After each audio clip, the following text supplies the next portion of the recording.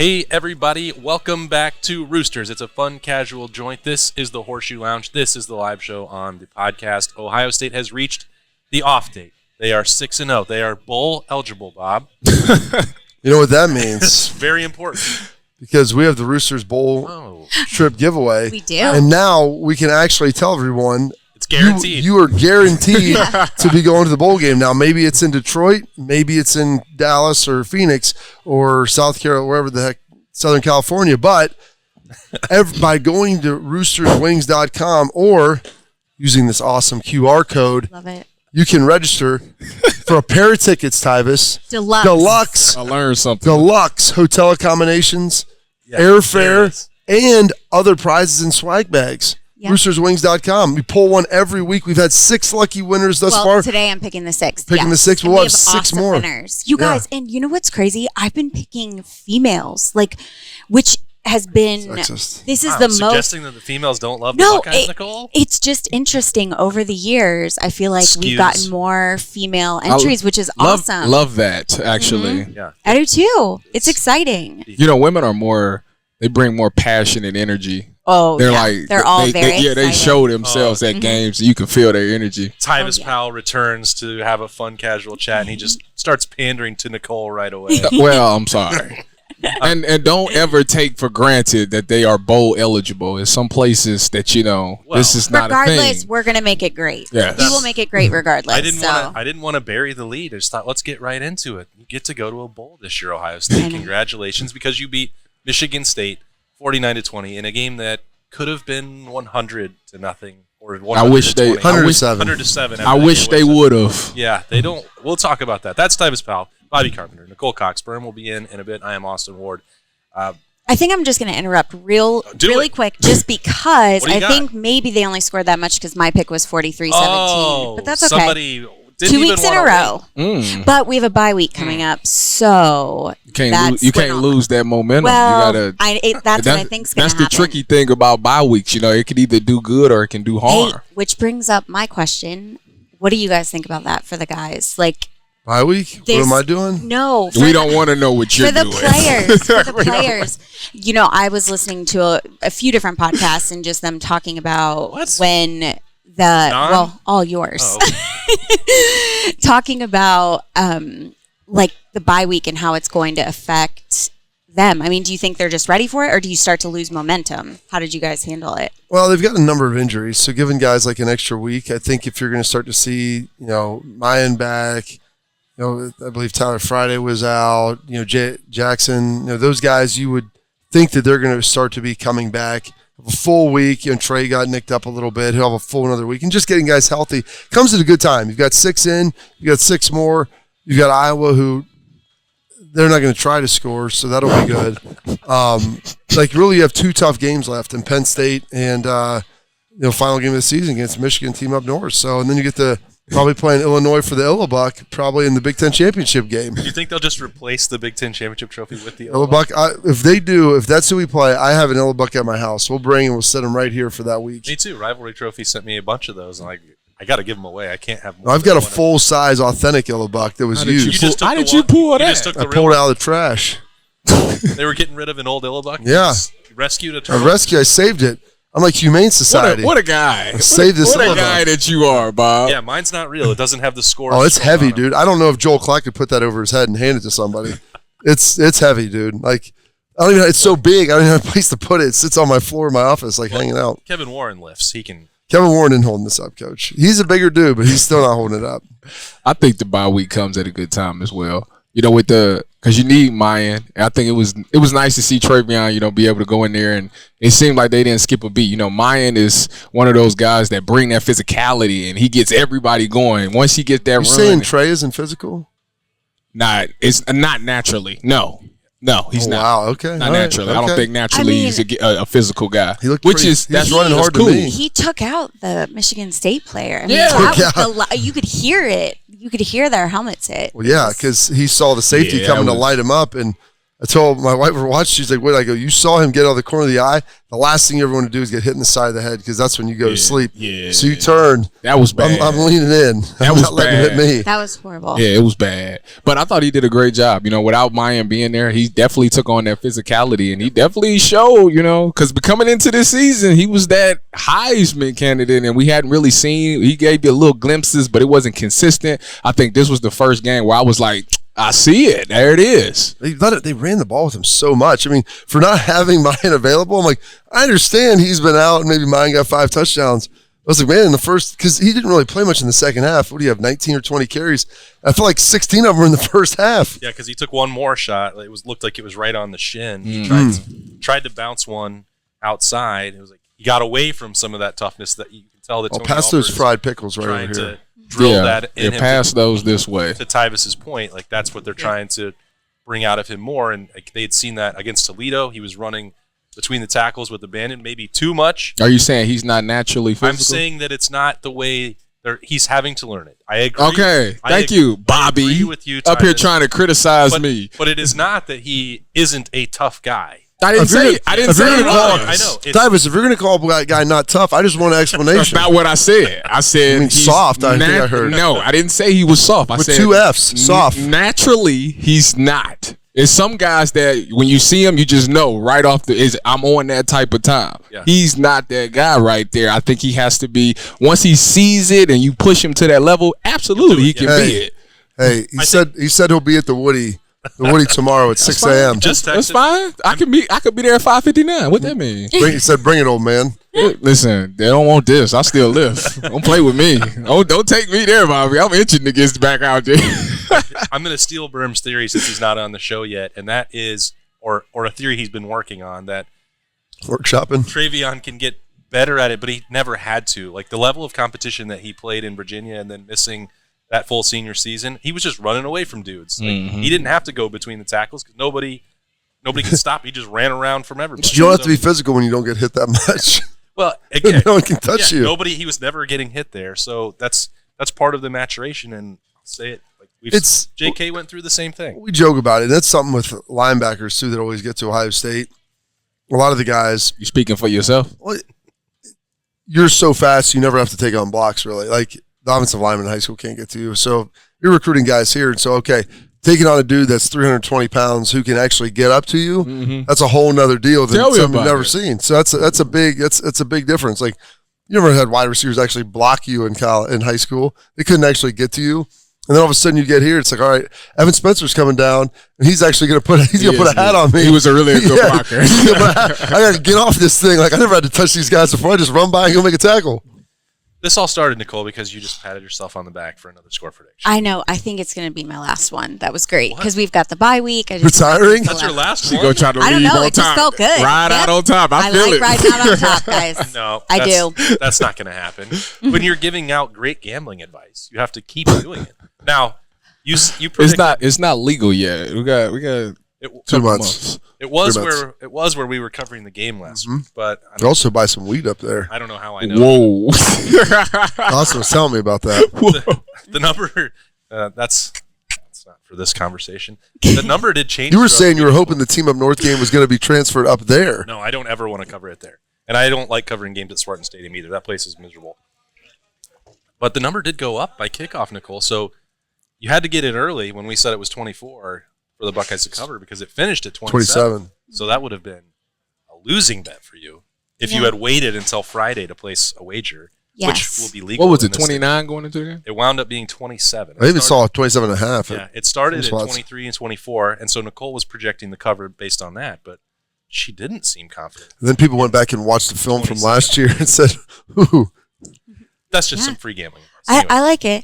The moment I put money on it, it won't be right. But I was close, guys. It feels good when I'm somewhat close. Yeah, that's when you get them exactly right, like I always do. That's just the fun part. What else did you think of it? Did you come up with any elaborate theories for Mel Tucker, like Greg Schiano from the week before? The people loved your analysis last week. I think you just have to make a new segment where you compare football to real life. Well, it wasn't necessarily football. It was a situation that happened outside of football. I think that's why I could really, really hone in on that. But I did rewatch the game. Oh, really? You watched it twice? Yeah. Well, when I'm You're watching so it drunk the first time. No. When we watch it the first time, I can't focus. I'm we're around other people. I can't really. And I need to take my notes. I can't not watch it and not take notes. So, I watched it last night, and I woke up in the middle of the night and got back up and watched it a little bit more. Oh wow! Who are you, Urban Meyer? You're getting too into this. No. I had to go to bed. I was tired, and then But I'm glad I did, because I originally picked Lathan. Am I saying that? Lathan Ransom. Like Nathan with an L. Yeah, because I just love a good interception.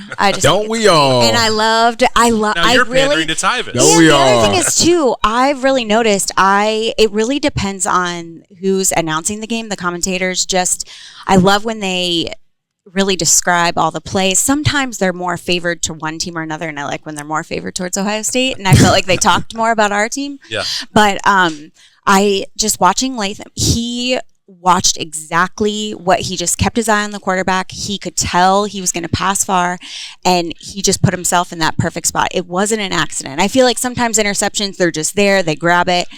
You could watch him just be like, okay, I'm going to see where this is going. And he went for it, and it was awesome. I loved it. And so I loved that. But I also, when I watched it again, when I got further into the game, let's say that, further in, because I didn't finish it. You didn't need to watch the fourth quarter. Trust I promise me. I rarely make it to the fourth quarter. But Trayvion Henderson, with him being gone for a week, him coming back, me in sportsmanship, when he nailed that player from Michigan State, and then he was on the field and Trayvion went up just to check on him or say something to him. Yeah. That is my thing. Why can't all players do that? I try to tell my son, help that player up that you tackled. Now, my husband says not to do that. Yeah, so I did that in the game. Actually, when we were playing Clemson in the Orange Bowl, I hit Taj Boyd and I helped him up and I got yelled at. I know. And that happened to my son. No, it was Coach Withers. What you doing, help? I can't believe you gonna help him. I was like, I thought it was the nice thing to do. I agree, and I would love for all players to do that, No, I'm telling but you, I know from a coaching perspective, I would never do it again. I know that's what they say. That's what my husband I did it that one time, and I was like, I'm not doing that. Hey, no Tyvis, more. I love that you did that. And you would have gotten my Buckeye league. Nope. Just so you know. I'm not. Don't. If any kid don't, if you make a good tackle, don't help them. It's demoralizing. They've got 10 teammates out there. I love it. Here's the other thing. It's different between helping a guy up and making sure that they're conscious and have function. Yeah, that's different. You don't ever want to change somebody's life, the course of their life during a football game, which that's what you're worried about when you see that. So that is that can rock you. What Trayvion did was right. Anybody should do that. What I did was wrong. Don't do that. My husband told me that. He was like, no, you cannot teach him to do that. And I was like, well, I just think it's really nice. I feel like if you hit him down, you could help him up. Nice guys don't last out there. It's not the most polite sport in the world. No, it's not. I get it. I have seen a player, professional football wise, actually put his hand out and then take it back. That's what I would. You know what? If I could go back in time, that's what I would do to Taj Boyd. For sure. 1,000%. That's terrible. what I would do. You're probably talking about Kevin Garnett, because I think he did that too. He dunked on somebody that barely put his hand out and walked away. Don't be rude. Don't go out of your way to be rude. It's terrible. That is just, and you're not setting a good example for kids. So if I ever see anyone do that, I will never mention them. I can't. It's a good thing Tyvis doesn't have that mulligan. He wouldn't be allowed into Roosters. Just saying. I already really like Tyvis for helping that guy up. I'll never forget it. I'm mad that I did it. But I would go back to Lathan Ransom. I agree with you. He would have been my defensive player of the game as well, because that interception, it was very Tyvis Powell-esque, It reminded me of when I made mines in the Virginia Tech. It was similar. Yeah. I was on the left side of the field. We were in quarters. I read the formation, seeing what was happening, and I, bolted to the post. The quarterback never seen me, threw me the interception just like he did. So I actually looked at it and was like, man, that looked like me out there.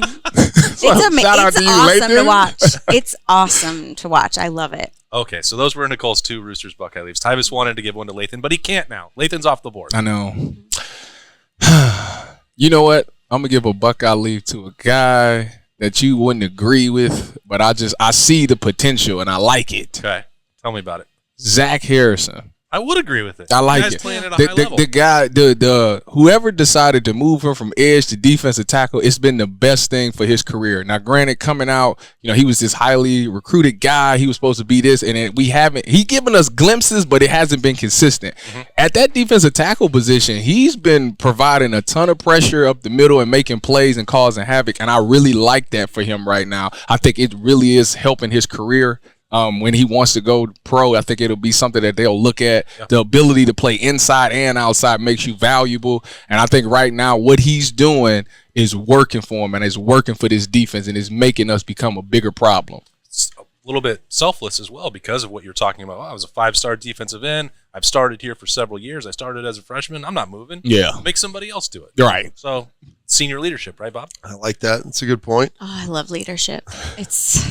Which do you like more? Sport? Which ship do you want to like more? All the ships, guys. All the ships. I know citizenship. I know how to pluck the heartstrings there for Nicole. Oh, I do. I just love it.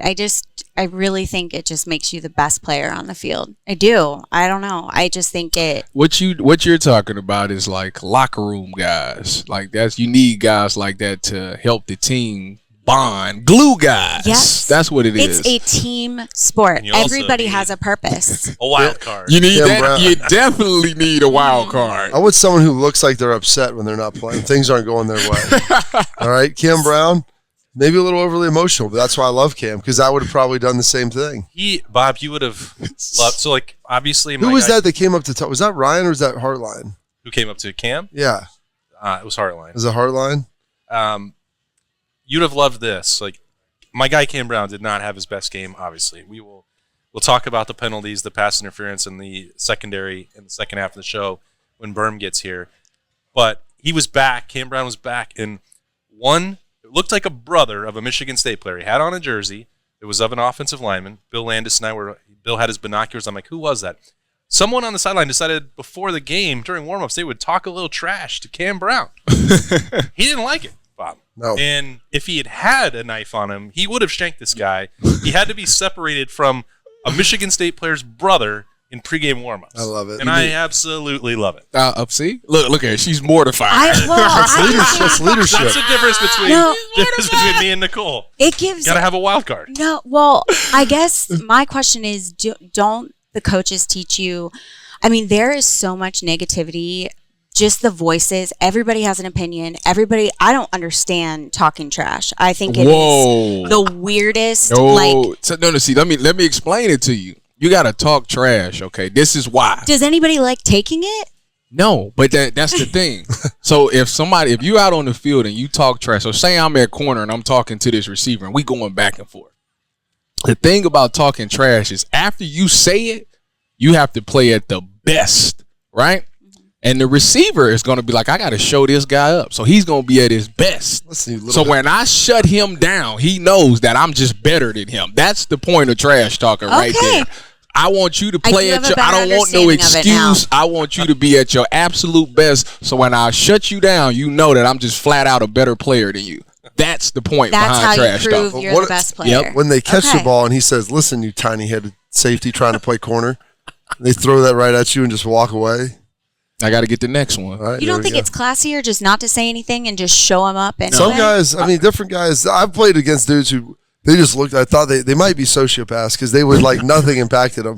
So I'm like, I'm curious if you're driving around at night finding bums like set on fire or something. Like they've got some weirdness going on. There's people that I've played with it. You mean like Silent Tommy Eichenberg? Yes, Silent Tommy Eichenberg. I got him to smile the other day. I was like, you got to pretend. Well, listen. I love that. I was like, you got to at least pretend like you're having fun. I'm like, do you like football? He's like, yeah. Do you love football? Yes. Well, then pretend like you're enjoying. I do enjoy it. Well, show somebody that. Smile and have a good time out there. I would challenge myself to do that. Now that's where I would feel like I accomplished something. He's the best. I like the emotionless players. 100%. I've failed every time I've ever talked. I like the emotionless players. The guy that just come with that look. That's how AJ used to be. AJ would try to talk trash and it was the worst. Really? Yeah, it was so great. And he acknowledged he was, I'm the worst because I just don't say anything.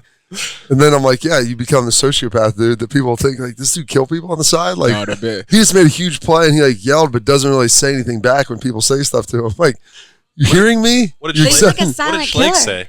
What? What did Schleg say? Schlegs would just yell at people. There was, like, it was, like, kind of like Adam Sandler in The Waterboy. Just so much pain. Like, so much pain in his face when he'd be running through there. The best trash talking my favorite was when me and Vaughn was talking to Jim Harbaugh. That was hilarious. Boy, we was blowing him out, looking at, man, great time. Oh, Vaughn had some stuff last night for him when he picked that ball off. It was great. Vaughn is a fiery guy. Your guy D. Lee used to say some things too, didn't he? D. Lee got the best in Ohio State history, what he said, which cannot be said over this podcast. When he should sell the rights to what he said. Do you know what he said? I've been told. I know what he said. I've been told the subject matter, but I don't have the full quote available. So I know exactly what he said. Yeah, you were much closer. Yeah, I was. Bob, do you have Roosters Buckeye leave before we go? Wow, it's a lot that we unpacked. We unpacked a lot. I mean, I could give it to Silent Tommy. Yeah. I could give it to Mike Hall. I mean, who had like 2.5 sacks in 7 plays. 7 snaps. I mean, what's your production point value on that, on your production per play, Tyvis, when you get 2.5 sacks in 7 plays? All right, I'm done. Mike Hall is a beast. He's like... Yeah, he's legit, dude. Yeah, like... That's like my favorite player on defense. He's real. He's good. He's a real one. He's a real one. Well, listen, I said last week, I'm like, well, one of the things I wanted... it's like I want to see the defensive line like have a day, and like Tommy had gotten a lot of sacks. Steele had been in there. They'd had some linebacker stuff. Like I want the defensive line to kind of take over. And this was the first game where you felt like, and even like Zach Harrison, I mean, he was closing in. They were pushing the pocket. The Zach Harrison, I thought they were going to call holding on JTT. I'm like, they tackled this dude on the edge, and you're going to call the hands to the face in the middle? I'm like, at least throw them both. Like, what are we talking about, man? JTT got hooked. The dude hooked his own neck and threw him to the ground. I'm like, crazy. But I'll give it to Mike Hall because he led that defensive front. And not that the D-line has been bad. It's just the linebackers have finally been playing so well that we really haven't been talking about them quite as much, and that kind of changed this week. I mean, Tommy had half a sack, and him and Steele played great as they always do, but it was just awesome to see Mike go in there and be unblockable, and everybody else was helping push them. That's the other thing about sacks. Like, it's more than one dude a lot of times. It's pushing the pocket, and Mike got it, but it wasn't like if you're just one guy, they can always slide out. They collapse it for him. What I like to do, I've done this now a couple times, I really just want Zach Harrison to be comfortable in post-game press conferences. So he walks past me, and I like to just grab his shirt. That's good. That's what it's like for you. That gets him going. Yeah, like because 4 quarters of it, I think this is my new feeling. I need Bill or PFF to whoever go look. I think he's going to leave with the most uncalled penalties in Ohio State history. Yeah. The guy has been up against it. There was a game like Rutgers last year, I guess. Oh, yeah. I think he was held on 15 plays. Like, he was not allowed. Rutgers was allowed to hold, and he could just not get, like, everything. He was he hasn't got the sack totals of a Bosa or a Chase Young. Well, yeah, because holding is legal on Zach Harrison. I mean, you can't call it every play. But it is. If it's that's the Seattle Seahawks back there. You can't call that's like it's holding every play in football. Yeah, they're just not going to call it every play. Then there's egregious holding. When you're like, going to get the sack and everybody can see it. Yeah, okay. Herb has like 15 photos from last season where Zach Harrison's jersey is fully extended from his body. And I don't remember them calling a flag on any one of them. So kudos to Tyvis's Buckeye Leaf pick there, Zach Harrison, for not ever complaining about that publicly. I'm going to go with a combined Buckeye Leaf for CJ Stroud, Emeka Egbuka, and Ryan Day. Not for the passing performance, for the way they responded to the pick 6. They got together on the sidelines. Well, it was your fault. CJ didn't read it properly, or Emeka made the wrong route adjustment. Ryan Day didn't teach it properly. They all just said, you know what? We made a mistake. We didn't talk about it. We miscommunicated this, and they got it corrected. They came back and then ran almost the exact same concept. I love the corner was trying to steal it, too. He's looking in the back. I go, bro, you're playing 3 deep, looking in the backfield, picking the hitch. You're getting that one more time. I promise you that. And it's not going to be the same thing. I said they hit 3, and he looking back like that. I thought it was cover 2, and that's why I'm like, man, CJ just must have misread that. And I'm like, no, he's playing 3 deep, squatting at 5, looking back in the backfield. He asking to get stuttered and go. And so they hashed it out quickly. There was nobody panicked. all right, they got us one, and then they came back and here's the same look. Hope you can stop it again. But that's the key of football is focusing on the next play, right? Yes. And I think everything, you've got to move on or else it's just going to consume you and then you're going to play terrible the rest of the game. That's why I said last week. Should be a sports psychologist. No. Well, if she's going to encourage them to pick up their teammates or pick up the guys they tackle, that might not work. Yeah, I know. That's where I'm not good in that area. Let's not talk trash. Let's help up our... you're taking the fun out of that's it. That's 100% me. I'm like, no talking trash. That's terrible. But like last week when Rutgers scored right away and, some teams could just that could just jolt them and make them panic a little bit and kind of throw them off a little bit. And Ohio State didn't let them affect them at all. And in fact, they just played harder, I feel like. So Marvin Harrison was celebrating that play. As soon as the ball was thrown, he put his arms up for the touchdown. It was like Nicole when she gets to Roosters on Monday and got the score prediction. Like, I'm not even going to wait. I do that at home. As soon as it's over, I was like, let me check what I picked. All right. Appetizer Tuesday, Nicole. Fried pickles. Fried pickles. They're pretty delicious. What do we know about those? The fried pickles. It is a delicious pickle that is breaded, flash fried, seasoned, and fabulous. We got a side of ranch, blue cheese. Ranch. You can dip them in anything. Whatever you want. Yep. I mean, you can go to Bill's Mafia, and they'll give you a full sauce play. You dip them off other people, and they get the ketchup and mustard on them. We don't do that here, that is how they do a buffalo belly shot. Is it's wing sauce? Yum. What are you talking about right now? That's interesting. I just made that. What? It's not real. They take the sauce. Did you guys see the dude at the Bills game who Monday night when he became a human hot dog? They just sprayed ketchup and mustard all over him. And people was just... no one was dipping. I didn't see that. The Bills Mafia is a strange phenomenon that we'll be watching all the way through the Super Bowl this year. Don't worry, curly fries, guys. They should be back next month. So, we were just waiting on our potatoes, to harvest and then get them in the curly shape, all those good things. And then they should be delivered. It's amazing. Mm-hmm. Yeah. All right. Anything else going on for Roosters? No, just everybody register. Nicole? What? What are you doing for the off day? I don't know. Scouting Michigan and Penn State? Oh, you know it. Yeah, yep. Okay. All right. Okay.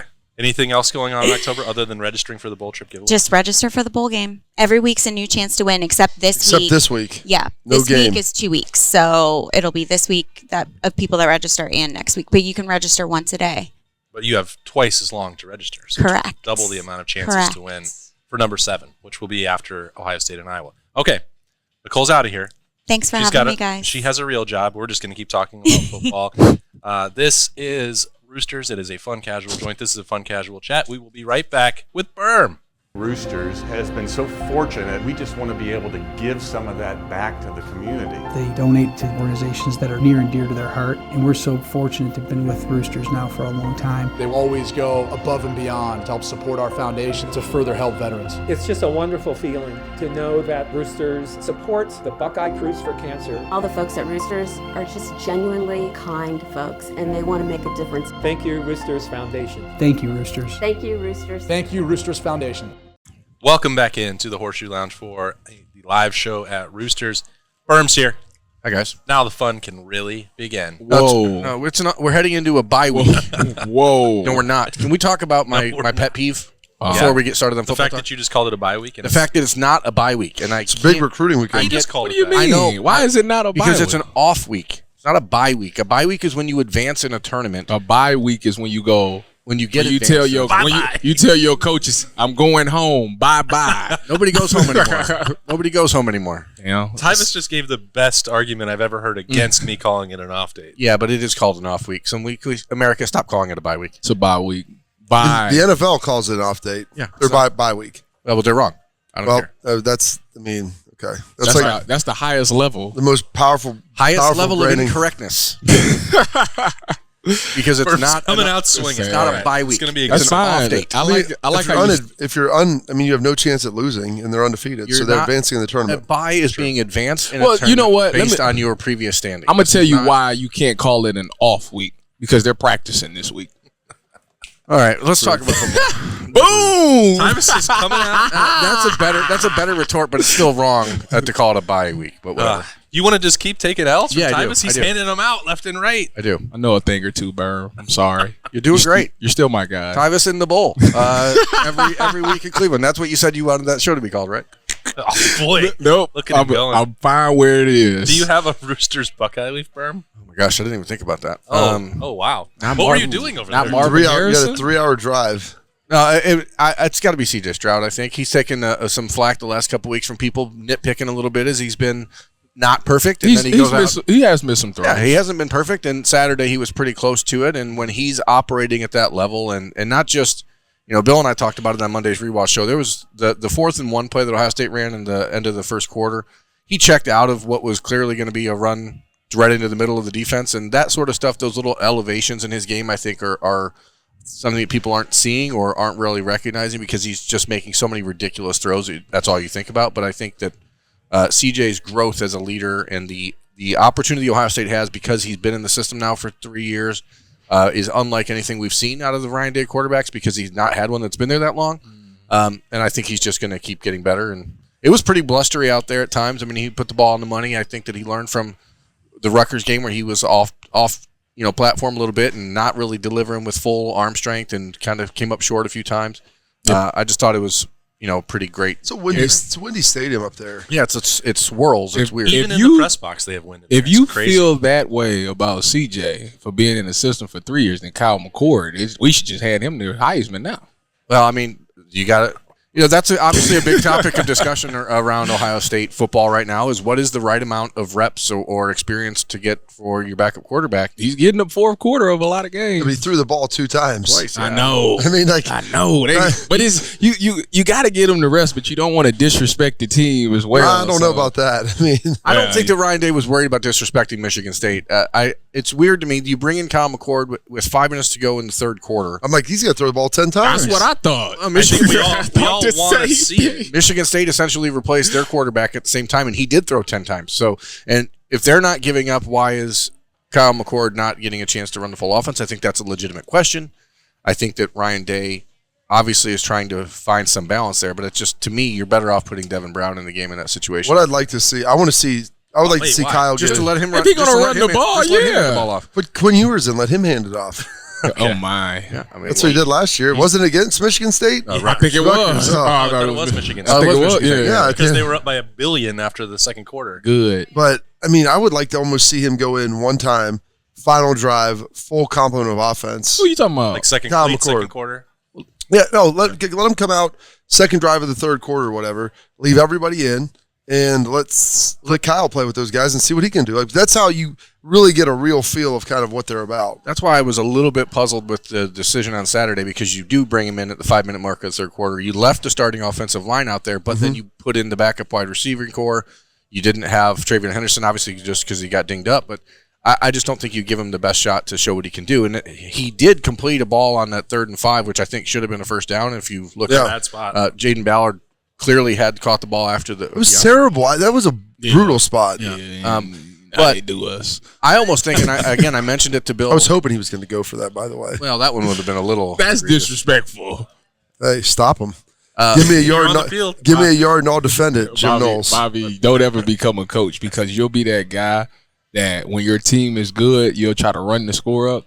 I'm gonna tell you this. When you have a down year, they gonna remember that and run the score up on you. When we started here, my dad, we were terrible at Lancaster, 2-8, and we played some really good teams. And it's 49-0 at halftime. My dad goes, I'm gonna remember this forever. He goes, when we get the chance to pour on people, we're gonna do it. Oh, he's like, we're pouring. The difference is no one felt sorry. Running clock. He goes, no, they didn't back then. He goes, no one felt sorry for us. No one's putting in their other guys. They're still throwing hitch and goes and crap like that in the 3rd and 4th quarter. Do you think if a team had the opportunity to run the score up on Ohio State, 100% they would? That's their only opportunity to do it. That's what I was saying. I'm surprised Greg Schiano didn't come out, and I wasn't here last Monday, and take a picture like Lee Corso did.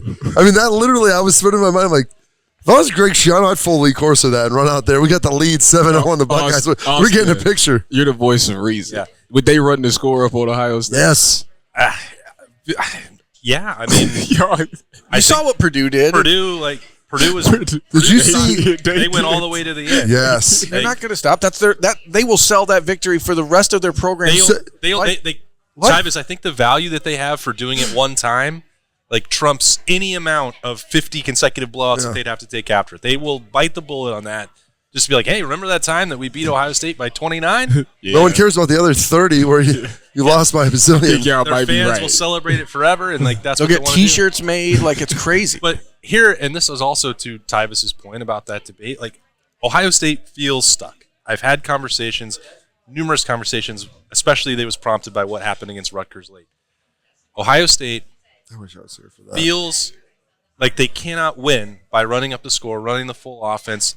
Whether you agree or don't agree, they don't want to be viewed as poor sports and running up the score on opponents that have no business playing with them. I don't know if Urban felt that way. Well, I was in the locker room. But Urban's also the guy that lost 55-24 to Purdue and to Iowa. Yes, so true. Like people felt no remorse doing that to him. So I think there's an element of professional courtesy. Where it becomes more difficult is to what Berm said. Michigan State was clearly still trying to score. Rutgers tried to block a punt. Overload punt block, yes. So if you're going to keep playing in that situation, I would say, yeah, we want to see Kyle McCord throw, and you should call opportunities for him to do so.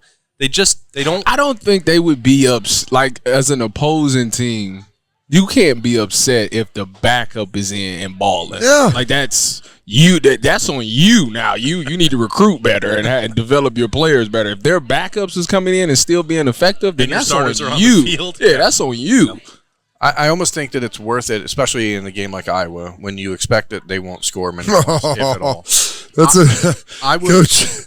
If Iowa scores more than 6, I'm going to be upset. I think that if I was in the position at Ohio State where you have to worry about, what happens next year, what development you get out of the quarterback, I would bring Kyle McCord in like the 4th or 5th drive of the game and just say, here's 2 series, go play with the starters, with the whole team, because the Buckeyes, even though I was a good defense, the Buckeyes are going to win that game by 30 points probably. Or more. I wonder what the line is. It's going to be large. I just say you got to get the kid a shot, but I don't think we should belabor that point. So here'll be the only other thing I have to say about it is that we know that this is how Ryan Day has handled his backups previously. It's an NFL mentality. Did not throw a single pass when he came in to replace Justin Fields 2 years ago. We've seen this is how. But then you can't use that as an excuse. Understood. That was. But he won't be able to do that with Kyle McCord anyway because Kyle McCord has started a full game. Yeah. True. He has come off the bench this year and thrown some passes. That won't be an excuse. And he's got 2 years where he's played now against one very bad defense in practice, but this year, a top 10 defense. Was very bad. So he has those practice reps on Tuesday and Wednesday for Kyle McCord. Oh, yeah. I know it's not the same as being in a stadium, but they probably matter way more. It may be being in a stadium with the amount of people that had left already in the fourth quarter. He has had a start in the Akron game, and he did well. So it's like he does. We know already that he can do it. The question is, how are you affecting his confidence, and what are you telling him that you think he can do with the offense? You saw on the second pass that he had in that game, which was a little rollout to his right and a little back across the body dart that he threw to Reese Stockdale. Like, that's what people want to see. There is going to be this clamoring for, who's going to take over for Stroud, But if things go right, it should be Kyle McCord, and I just think you need to start building and instilling some of that confidence with him now because the quarterback's a fickle position. Your brain can get – That's true. Can quickly realize or think, I don't belong here if you're not. We'll you know what? We'll know after spring ball once the transfer portal opens up because somebody's going to be in it. You certainly don't – there's no reason if things go the right way and Kyle by the right way I mean the way that they have it planned out in their heads. I mean, Kyle should be the guy, and Devin should be the guy playing in Kyle's role this year, and then you don't have to worry about the transfer portal and one of those guys leaving. No, because in 2024 they got a guy coming in. Yeah, but that's 2 years from now. It'll be a year Devin from now. Brown. Know what? That's water under. We'll get to that when we get there. This is how good the first half of the season has been for Ohio State. Yeah, we ain't even talking. The off-day question is did they play the backup quarterback the right way? Is he getting enough reps? Is the backup quarterback getting enough? Think about having this conversation at 99% of the other programs in college football. These idiots are arguing about the backup quarterback. What else should we talk about? Okay, Tyvis, what's on your mind? Tyvis came in. What's on my mind. He has thoughts about the secondary. Yes, I do. I love our safeties. They're great safeties. Here's a question for you. But I am not in love with our corners. Why are the safeties so much better at playing through the ball than the corners? That's actually a profound question. I think it starts with it's easier to play safety. Whoa. Whoa. That's true. You don't have to think out there. You just play. I mean, it's not wrong, but I think Bob, you won a point. Yeah, it's not corner's the hardest position in football. I told someone running full speed, trying to stay connected to another human while tracking a ball in the air is the most difficult thing in the world to do. And people are like, why don't they do it better? I'm like, it's hard. It's really hard. You know what you should say? You get out there and you try it. That's be where I'm at with it. Like y'all, you get out there and you try it. But they're like 99% of the way there, right, Tyvis? It's just like Cam's hand was in there, and the dude caught it and like pulled it over. It wasn't that's what I'm saying. Like stuff like that. You just give them. That's a great play. catch. It's an NFL receiver, right. Jaden Reed. Right. So, but some of the times they be seeming like they either getting beat off the line, and the problem when you get beat off the line is you're in panic mode. It's like, oh shoot, I got to catch up now. So now you're running full speed to catch up, and if the ball gets underthrown, that's going to be a pass interference all the time.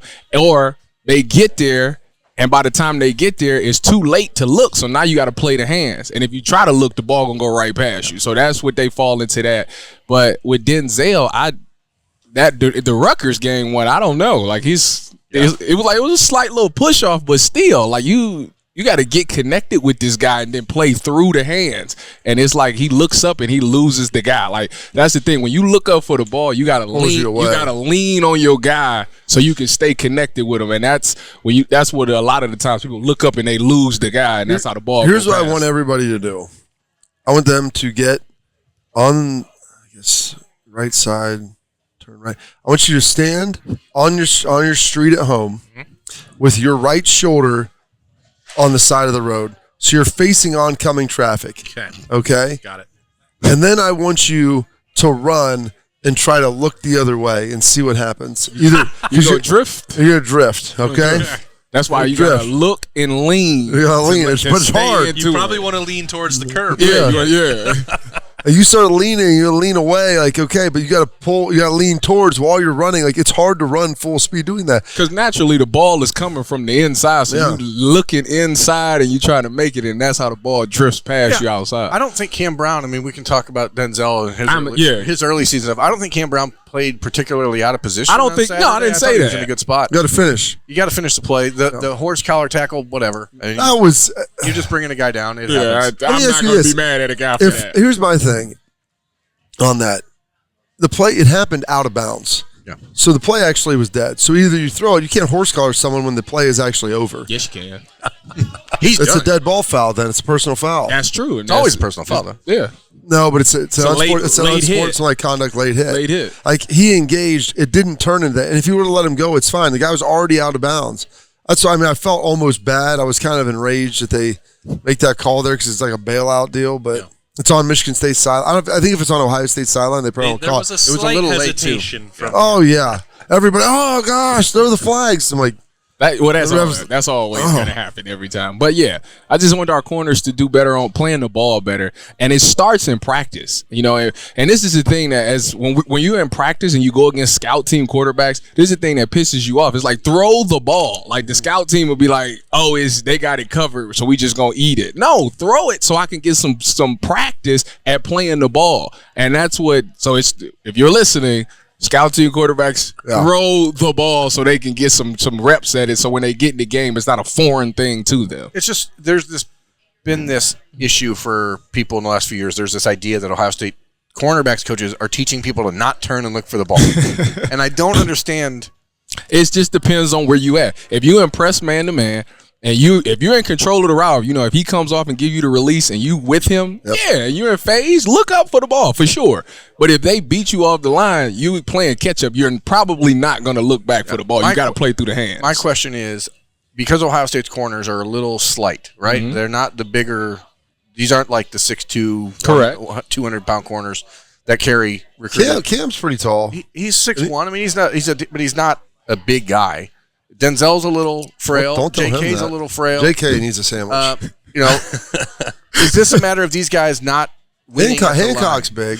Jordan's big, and No, I'm saying, and Jair Brown's thick enough to get a hand on guys. So that's it. So if you're gonna press, you have to get your hands on the guy. If you're giving them a free release, they're gonna beat you every time. So you got to do something to change him or mess him up off the line. If you're gonna press, if you're not gonna touch him, then don't even be down there. And I realize it's nitpicking, but when you're talking about a team that Austin said, like they're playing this well, this is the stuff you have to do. You have to me, that's really the only story for me. For the only thing that I see is that sometimes our corners are out of position, and it's a lot of teams have been trying to throw the ball. And the best thing that was going against Reed, who's a really good wide receiver, because I wanted to see how our corners would match up with him. And like I said, he won some reps. They got a couple of plays. I mean, the touchdown he had on J.K. Johnson, J.K. made a good play. Yeah. His hand was in there too. Yeah, that's what I'm saying. He just made a better play. His catch was very similar to the one Marvin made, except for the fact that J.K. was in better position than the guy was that defended Marvin. Do you think that the safety play right now is situational? And since we have you on the show and you're former defensive back, you're still a defensive back in your heart, and that's what matters. He never stopped. I wanted to say what? Back. Yeah, what are you talking about? He's not doing it now. Who says who? I mean, where you Walter Solchek? Wednesdays with Bull. Here's you the don't roll on Shabbos. You get divorced. You give back your dog. You move out. You stop being Jewish. A freaking Pomeranian. So the question is, wow, be crazy. Do you think that the safety rotation right now is situational in that this week you didn't see much of Josh Proctor? Yeah. Or is it just that Lathan Ransom is a much better center fielder, and so you just let him be the I think it's situational. I think it's all about what the team that they're going against is doing best. And in this case, they were going to throw the ball. Lathan Ransom obviously is a better defensive back than Josh Proctor, because Lathan Ransom has played in the slot. He does well at safety. He's that guy that can go sideline to sideline, so you would want him in there. If you're going against a team that's running the ball, obviously you want Josh Proctor because he brings a different physicality. So I think they're kind of doing it based on what the offense is best at doing. And for Michigan State, it was going to be throwing the ball. Yeah, I wonder if you'll see more of Josh Proctor against Iowa than you did. Right. But you don't think Iowa's going to try to air it out? I think they will try.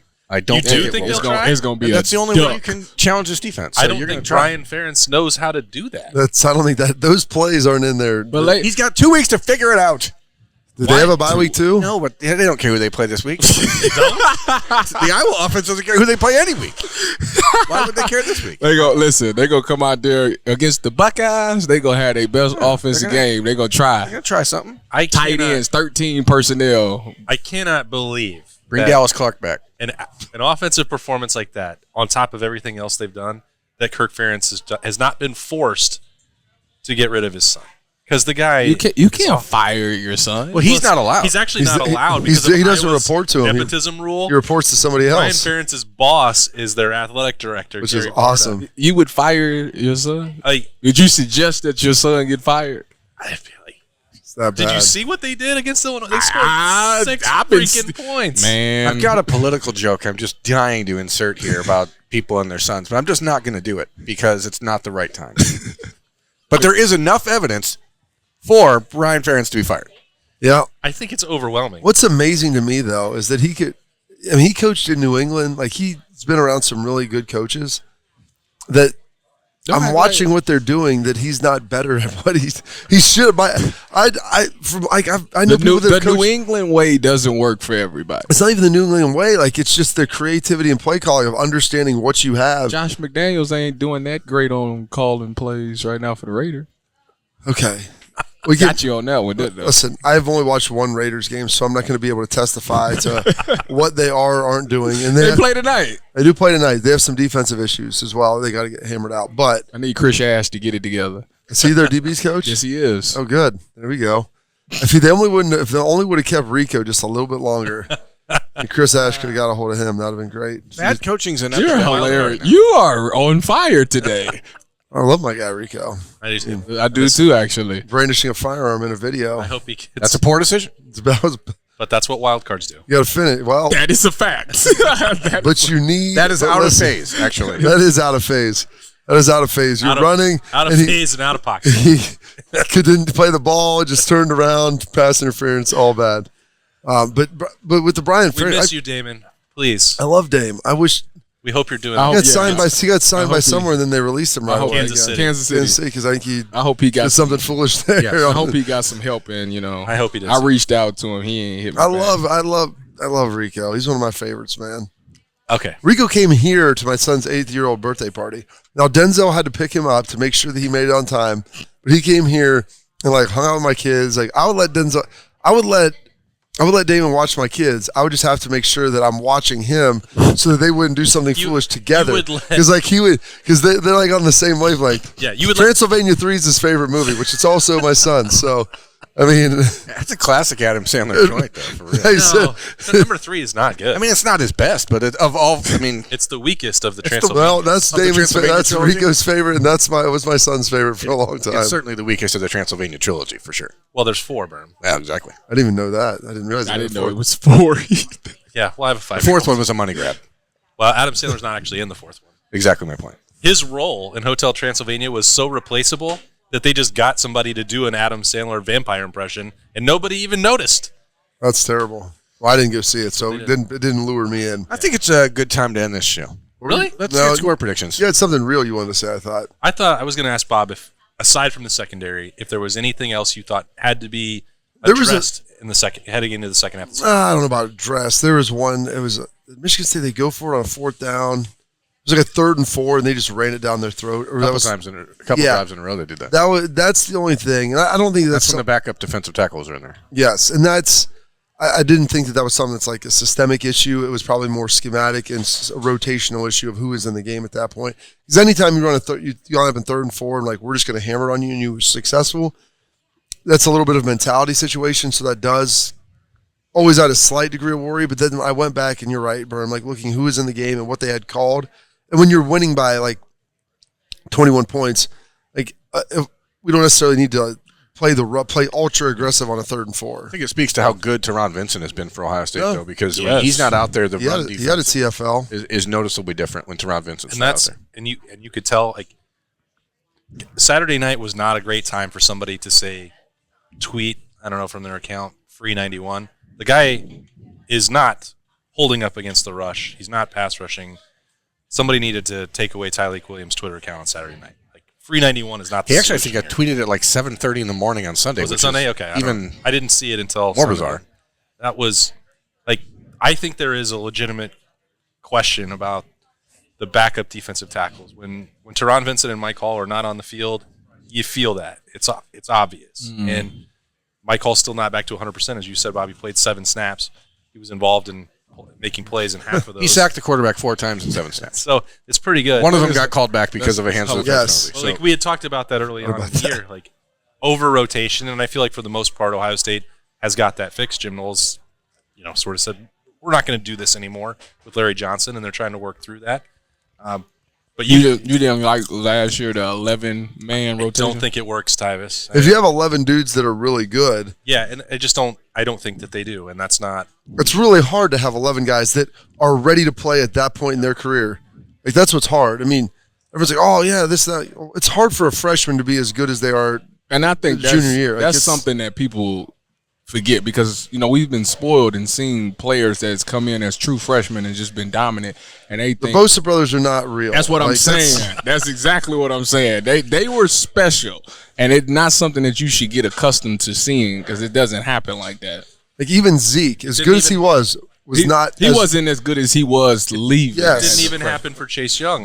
Chase Young, they yelled at him like, listen, the dude, he's not the Bosas. He's really good. But a lot of people, like Nick and Joey, their dad, coached that. Like, they had great technique. Yeah. A lot of times it's not even, sometimes it's physical maturity, but then a lot of it is just technique and awareness of how to play. When your dad's a former first-round pick, your uncle's a former first-round pick, like these and your grandfather's a mafiosa, then you've got what you need. You've got shankability and playability.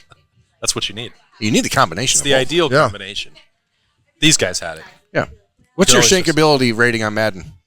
Probably a 90. Honestly, I need to talk to them about that and add that in as another column and add it. When a game gets tight, if you don't have some shankability in you, when you're down a little bit, like if you pick up the guy you tackled off the ground, probably a 90. Now, Vrabes told me one time that he was helping a guy. 99. He's 100. Yeah, no, so he's 100. So his wife was like, I saw you helping a guy up one time. He goes, he had a broken hand. I was squeezing the hell out of it. I'm like, of course, like without hesitation, knew exactly what it was because it was the only time. Here, give me that hand. Squeezed out on it. Vintage Vrabes. All right, now we can classic. That was a great score predictions for Penn State, Michigan. Oh, wow. Ooh, gosh, this is tough. It's Michigan. I'm not sure. I understand Mike Hart, and I'm glad he's doing okay. 21-14. Who? It doesn't matter. Doesn't matter. Okay. I don't want to say. Where is the game? You're not in Ann Arbor. You're picking the home In team? Ann Arbor. Right? I don't want to say. Okay. Right? It's in Ann Arbor. Oh, he doesn't want to. I'm going to say Yes. 24-14 Michigan. Yeah, I think I got 27-13 Michigan. I feel like it'll be close though for a while. It'll be like the Indiana game, and I just think Michigan will outlast them in the fourth quarter. Penn State 27, Michigan 24. Wow. James Franklin is on your list, and you're still giving him the win in Ann Arbor. Look, I think the Wolverines right now are the biggest fraud in college football. Okay. Desmond Howard wanted to know when Ohio State was going to start playing. Literally Desmond Howard. Look at the strength of schedule. You know who's dead last in the country? Michigan. When are they going to even start the season? What the hell are you talking about, Des? I would tweet this at him, but he had me blocked a long time ago. Okay. Alabama, Tennessee. Ooh, that's a good one. That's in Knoxville. I honestly, how is Bryce 31-27, 31-10 supposed to play this week. 31-27 Vols. You got the upset, dude. Hendon Hooker is good. He bro. really is. It's in Knoxville. He really is. I thought they played him last year in Knoxville. I'm gonna say 31-30. Alabama just squeaks by. I think 42-17 Bama. I think this is one of those games where Nick Saban goes out again, and you think like we feel all hyped up about it, and then he brings the freaking switch behind the shed. I do. Dude, he got the. I don't know if they have the dudes. I'm about to say, I don't think he got. They do on defense. Their defense, but I don't know. They do on defense, and the defense will create points. Here, I will say that I think you're correct. Unless they can start getting some 6+ play drives, and Will Anderson's just one man, and unless they have a second one of him who will get exhausted. I understand that, but like there's probably a third or a fourth too. They have a lot of guys like that, but dude, you get gassed out on defense, and you get in those games, and I don't think if it becomes a scoring contest, I don't think Bama can score. No, for sure. If it's a back and forth, every score, Tennessee will win. I like Josh Heupel. How does Oklahoma feel about that, by the way? Yeah, that's what I brought that up. I brought that up the other day when someone called me. I was doing a radio hit. I was like, yeah, I mean, Josh Heupel almost would have been like he probably would have been better at Oklahoma. And they fired him. Yeesh. Didn't work out well. What's the other one? TCU, Oklahoma State, another top 10. Right? TCU. You didn't want to hear about how I'm. I do. I don't want to hear. I know you love talking about Tennessee, so I figured we should. Well, I don't have to. This is the kind of game where Tennessee gets all excited, their fan base gets ramped up, and then they fall flat on their face. But I've seen it a lot of times. Okay, so what's your prediction? But I don't think it's going to happen this week. I think they're going to beat Alabama, and then they'll turn around and do something stupid like lose to Kentucky. Kentucky was good. I don't know what happened. Well, Will Levis wasn't out there. That didn't help. Yeah, so, I guess I forgot that was it. So Tennessee is going to beat Alabama. 28. Both of y'all rolling Tennessee. We rolling Alabama. Oh, boy. Yeah. There have to be some wagers on these games. 28. It's going to be 31-30. I'm telling you. It's a good score prediction. It's a nice weekend of games for Ohio State to be off. Like, yeah, we don't have to care about the Big 12 game. That doesn't matter. TCU's going to win anyway, so. Hope you enjoy those games or whatever you're going to do if you're going to the pumpkin patch on Saturday since Ohio State's not playing. I don't know what else. Get some golf in. Tyvis, what are you doing on your Saturday? You know, watch Penn State, Michigan. I'm working on the radio, 97.1. That's right. Fan Sports Saturday, 12 to 3. And then the busiest man in sports media. And then I am going to the women's volleyball game because I promised that I would go to a game this year. So I'll be there. Is that fantastic? Who do they have this? Is it? I think it is Rutgers, actually. Rutgers. I took both of the girls to the openers against Texas. It's a great atmosphere in there. Yeah, the Cavelli's awesome. Great. I've never been, so you'll love it, dude. It's a great place to see like wrestling, volleyball, any of that stuff. I'm going to cheer on Miss Morbiser. That's right. Top 6 Buckeyes. A couple wins over the weekend for them. They had to play 10 straight games on the road, Bob. I know. It's what they hadn't played at home. I was trying to find the next game. Yeah, it's fun. So that's an opportunity. Take advantage of that. Lots of other sports are going on around campus as well. Thanks to Nicole Cox again, as always, for having us in to Roosters for the live show in the Horseshoe Lounge. For Nicole, Tyvis Powell, Bobby Carpenter, Jeremy Birmingham, I am Austin Ward. Enjoy your off date, folks, and we'll be back next week to talk about Ohio State and Iowa. We will see you then.